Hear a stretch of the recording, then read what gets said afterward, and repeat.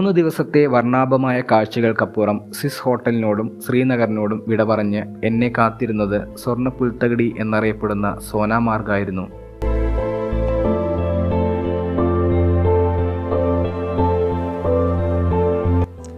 കാശ്മീരിനെ ടിബറ്റുമായി ബന്ധിപ്പിക്കുന്ന സോനാമാർഗിലേക്ക് ശ്രീനഗറിൽ നിന്നും ഏകദേശം 80 കിലോമീറ്റർ ദൂരമാണുള്ളത്. പേര് സൂചിപ്പിക്കുന്ന പോലെ തന്നെ സ്വർണത്താൽ പൊതിഞ്ഞ പുൽത്തകിടികളായിരുന്നു യാത്രയിലുടനീളം എന്നെ പിന്തുടർന്നതും. റോഡിനിരുവശവും പൈൻ മരങ്ങളുടെ തലയൊടുപ്പോടുകൂടിയുള്ള ആ നിൽപ്പ് അതൊരു അന്തസ് തന്നെയായിരുന്നു.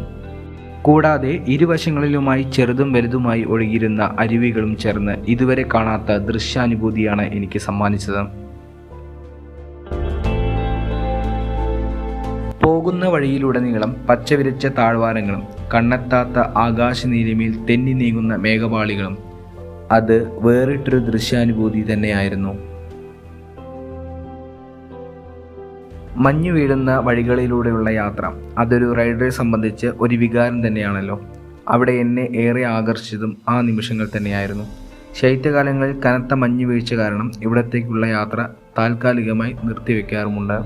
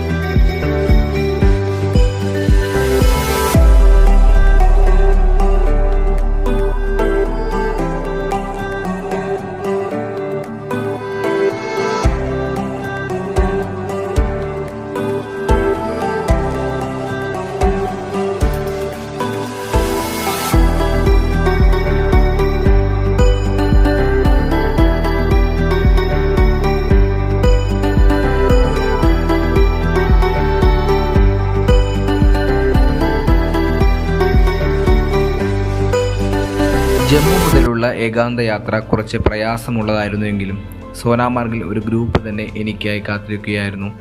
29 പേരടങ്ങുന്ന ആ ഗ്രൂപ്പിൽ ഞങ്ങൾ വ്യത്യസ്ത ഭാഷകളായിരുന്നു ഉപയോഗിച്ചിരുന്നത്.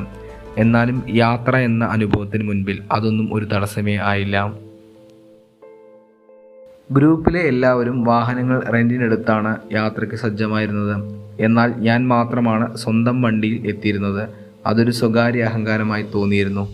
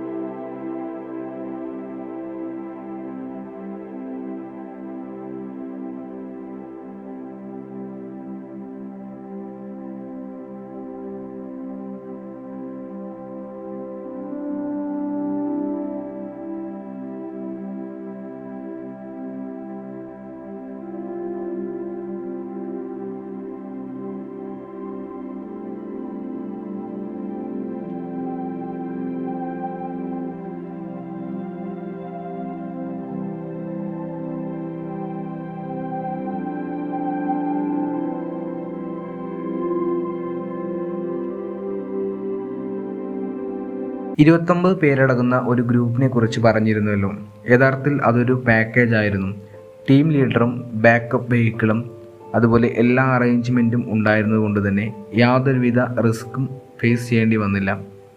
ഓഫ് റോഡും റിവർ ക്രോസിങ്ങും പോലെയുള്ള പ്രയാസമേറിയ യാത്ര സുഗമമാക്കാൻ എല്ലാവിധ സപ്പോർട്ടും ഞങ്ങൾക്ക് ലഭിച്ചിരുന്നു.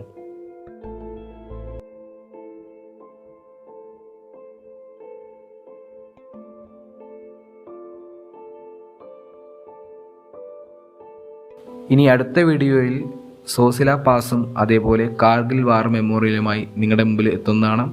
അപ്പോൾ അതുവരെ എല്ലാവരും കാത്തിരിക്കുക, വീഡിയോ കാണുക. ഈ വീഡിയോ ഇഷ്ടമായെങ്കിൽ തീർച്ചയായും ലൈക്ക് ചെയ്യുക, കമൻറ്റ് ചെയ്യുക, ഷെയർ ചെയ്യുക. Thank you.